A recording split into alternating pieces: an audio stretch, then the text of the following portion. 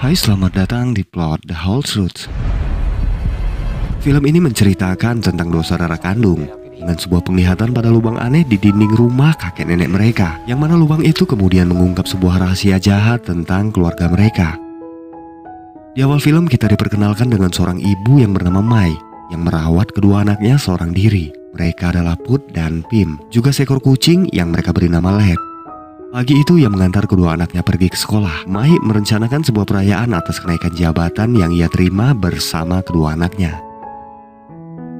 Pim ditunjuk sebagai kapten cheerleaders di sekolahnya, namun anggota lain kurang menyukai perannya sebagai kapten, kecuali Peu, sahabat baik yang selalu mendukungnya.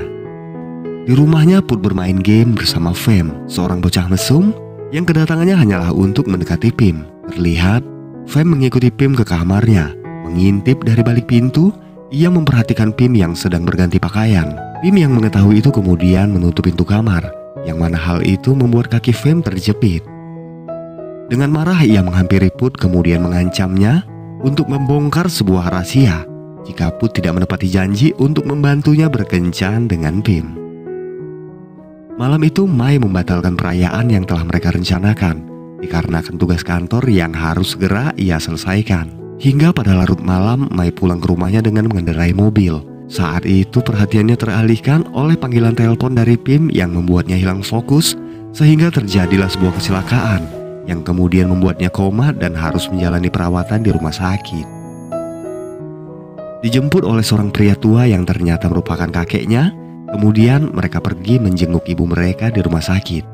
Tak lama kemudian datang juga nenek mereka yang saat ini sudah pikun sehingga tak lagi mengenali mereka, yang lalu membujuk Pim dan Put untuk tinggal bersama mereka. Awalnya Pim dan Put merasa ragu karena sang ibu tak pernah menceritakan jika mereka masih memiliki kakek dan nenek. Namun seolah tak memiliki pilihan lain, keduanya pun akhirnya setuju tinggal bersama kakek dan nenek mereka. Tinggal di sebuah rumah tua, mereka menempati kamar yang dulunya merupakan kamar ibu dan ayah mereka. Tak lupa, Put membawa kucing kesayangannya. Di ruang tengah saat itu Put melihat sebuah lubang kecil di dinding yang kemudian membuatnya penasaran, lalu melihat ke dalam. Saat itu sebuah pintu terbuka, lalu terlihat seorang gadis kecil muncul dari dalamnya. Menceritakan perihal lubang itu kepada sang kakek, yang mana sesuatu menjadi membingungkan ketika sang kakek mengatakan bahwa ia sama sekali tak melihat lubang pada dinding. Kesehariannya setiap pulang sekolah, Pim menyempatkan waktu untuk menjenguk ibunya di rumah sakit. Sepulang sekolah, Fem berkunjung ke rumah kakeknya. Saat itu, Put mendengar suara misterius dari balik lubang. Mempertanyakan hal itu kepada Fem, namun Fem mengatakan bahwa ia sama sekali tak mendengar ataupun melihat sesuatu dari balik dinding. Saat itu Put melihat seorang gadis kecil dengan muka yang menghitam mengeluarkan darah dari dalam mulutnya. Kemudian mengarahkan Fem untuk melihat ke balik dinding. Namun, saat itu tiba-tiba sesuatu mendorong, membenturkan kepalanya ke dinding yang membuat darah mengalir dari wajahnya. Kemudian, Fem pergi dari sana. Selepas kepergian Fem, Put menceritakan perihal ancaman seperti yang dikatakan oleh Fem. Yang ternyata ancaman itu merupakan sebuah video rekaman Pim ketika ia sedang mandi di kamar mandi sekolah. Yang mana hal itu membuat Pim menjadi ketakutan. Malamnya mereka terbangun karena suara berisik dari lantai bawah, yang ternyata suara itu berasal dari nenek mereka yang sedang kumat. Sebelum berangkat ke sekolah, sang nenek selalu meminta Put untuk menghabiskan susu yang dibuatnya. Sedangkan kakek pagi ini pergi mendatangi kantor polisi untuk memantau penyelidikan terkait kasus kecelakaan Mai. Terlihat di sana masih terpajang fotonya yang dulu merupakan seorang kepala penanggulangan tindak kriminal. Sepulang sekolah, mereka menyadari bahwa handphone Fem tertinggal di atas kursi. Fem menyimpan handphone tersebut untuk kemudian ia periksa. Tiba-tiba mereka mendengar suara dari balik dinding. Beberapa kali melihat ke dalam lubang, mereka mendapati beberapa kejadian berbeda di dalam ruangan itu. Gadis kecil yang sedang menggendong bayi, ia yang sekarat keluar dari gudang. Juga beberapa kali terlihat ia memuntahkan darah. Penglihatan mengerikan itu membuat Put susah untuk memejamkan matanya, dihantui oleh rasa takut akan gadis kecil dari balik dinding. Bersembunyi di balik selimut, Put melihat gadis itu datang mendekati Pim yang tiba-tiba saja berdiri tepat di hadapannya. Paginya Pim membangunkan adiknya untuk berangkat ke sekolah. Saat itu ia mendapati Put tiba-tiba sakit dengan darah di hidung hingga mengotori bajunya. Sang nenek merawatnya, membawakannya segelas susu untuknya. Saat itu ia melihat buku gambar Put dan terkejut ketika mendapati sebuah sketsa gambar pria dengan lubang besar di kepalanya, yang mana Put mengatakan bahwa ia tak pernah melukis gambar itu. Kemudian sang nenek meminta Put untuk meminum susu yang dibuatnya lalu pergi dari sana. Selepas kepergian nenek, Put membuka kembali buku sketsa dan tak mendapati gambar sketsa yang mereka lihat sebelumnya. Tiba-tiba sesuatu menjatuhkan gelas susu, yang kemudian kucingnya menjilati susu yang tertumpah di lantai.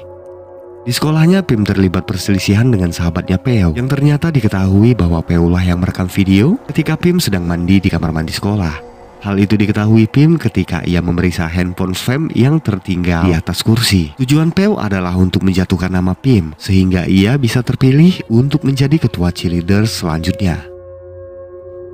Pulang ke rumahnya, Pim mendapati keadaan adiknya yang semakin lemah, dengan darah yang keluar dari batuknya seperti halnya gadis kecil dari balik lubang.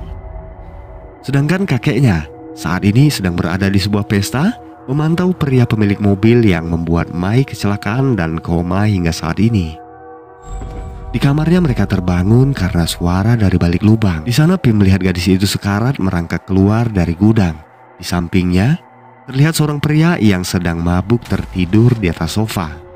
Saat itu mereka mulai menyadari bahwa sebuah keanehan sedang terjadi. Mengetahui bahwa ruangan di balik dinding itu sama persis dengan ruangan mereka saat ini, yang mana gadis kecil itu mendorong mereka untuk melihat sesuatu yang terjadi dari balik dinding, yang merupakan sebuah kejadian yang pernah terjadi di masa lalu. Tak lama kemudian kakek mereka pulang, mengira mereka mengalami halusinasi, sehingga ia meminta mereka untuk tidak lagi melihat ke dinding. Kemudian mereka menggeser lemari untuk menutup lubang itu. Kakek kembali ke kamar, menggunakan pakaian polisi lamanya, lalu pergi untuk membunuh pria yang menurutnya telah menyebabkan putrinya koma. Tak lama kemudian terdengar suara berisik dari ruang tengah. Ternyata lemari itu terjatuh sehingga membuat lubang kembali terlihat. Di sebuah tempat sang kakek menghadang pria itu, menyeretnya keluar dari mobil, memukulinya lalu membakar pria itu di sana. Di rumah sakit tampak Mai yang tersadar dari koma. Mengetahui bahwa anak-anaknya tinggal di rumah itu bersama kedua orang tuanya, membuat Mai menjadi histeris dan berusaha untuk keluar dari sana. Pim dan Put bersama neneknya, bersama-sama mereka membersihkan pecahan kaca. Terdengar suara aneh dari dinding yang ternyata sang nenek pun sebenarnya mendengar suara itu. Kemudian menceritakan sebuah kejadian yang pernah terjadi 15 tahun yang lalu di rumah itu. Pria itu adalah Creed, ayah mereka yang merupakan seorang pemabuk. Sedangkan gadis kecil itu adalah Pinya, yang merupakan kakak Pim yang memiliki kelainan mental dan fisik. Saat itu mereka meninggalkan Pinya bersama Creed di rumah, bermain petak umpet. Pinya bersembunyi di gudang kemudian terkunci di dalamnya. Ayahnya yang mabuk tak mengetahui apa yang terjadi pada putrinya, hingga mereka menemukan Pinya tewas karena meminum racun tikus yang ada di dalam gudang. Sedangkan Creed tewas tertembak di rumah itu.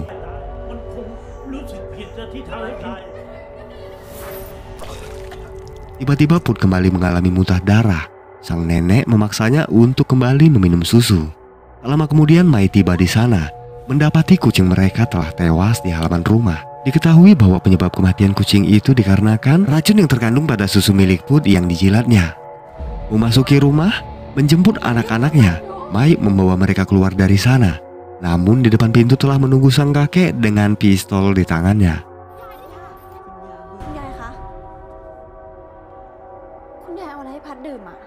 Saat itu Pim yang mencurigai bahwa susu itu adalah penyebab sakitnya Put, lalu mengambil gelas susu. Tiba-tiba sesuatu melemparkan gelas dari tangan Pim, yang ternyata diketahui bahwa sang nenek telah memberi racun tikus di dalam susu. Alasannya adalah karena Put merupakan seorang anak dengan kelainan fisik. Hal itu menjadi beban untuknya dan berusaha menyingkirkan Put seperti halnya Pinya. Pulang ke rumahnya, Mai menceritakan perihal ayah mereka yang merupakan seorang seniman. Namun kemudian stres membuatnya beralih mengkonsumsi alkohol. Di rumahnya sang nenek sedang berada di ruang tengah, mendekati pintu gudang, tempat di mana mereka menemukan Pinya tewas. Di sana ia melihat Pinya dari dalam gudang menuju ke arahnya, memeluk lalu menyemburkan darah kepada sang nenek.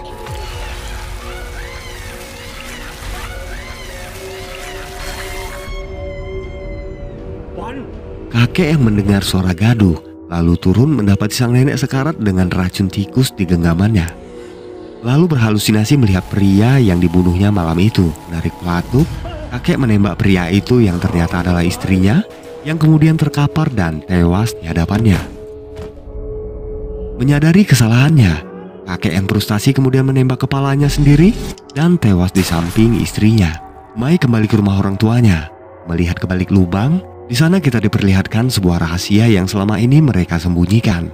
Perihal penyebab kematian Pinya adalah dikarenakan neneknya yang mengunci pintu, dikarenakan ia tak mengetahui Pinya sedang berada di dalam gudang. Kematian itu membuat murka Mai, yang kemudian mengambil pistol ayahnya lalu menembak Krit tepat di kepalanya, yang mana peluru itu menembus kepala Krit hingga membentuk lubang di dinding.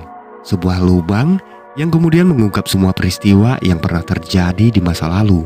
Di akhir film diperlihatkan Pim yang sedang berbaring di ranjangnya. Terlintas di dalam ingatannya ketika Pinya merawatnya sewaktu kecil, menggambarkan betapa kakaknya sangat mencintainya. Pim menikmati kasih sayang Pinya di dalam ingatannya, kemudian memejamkan mata dan film pun berakhir. Pinya, kematiannya disebabkan oleh kelalaian ayah dan juga neneknya. Kedatangannya mendorong sebuah penglihatan untuk mengungkap kebenaran yang selama ini disembunyikan. Juga untuk menghantui sang nenek yang memang berniat untuk menyingkirkannya karena kekurangan fisik yang ia miliki. Di dunia ini kebenaran tidaklah bisa disembunyikan. Meskipun kecil dan tersamarkan oleh kegelapan, suatu saat ketika cahaya menyinarinya, maka kebenaran akan terungkap. Sekian dari saya.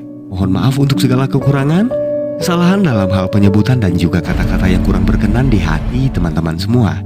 Akhir kata saya ucapkan terima kasih dan sampai jumpa di plot selanjutnya.ความจริง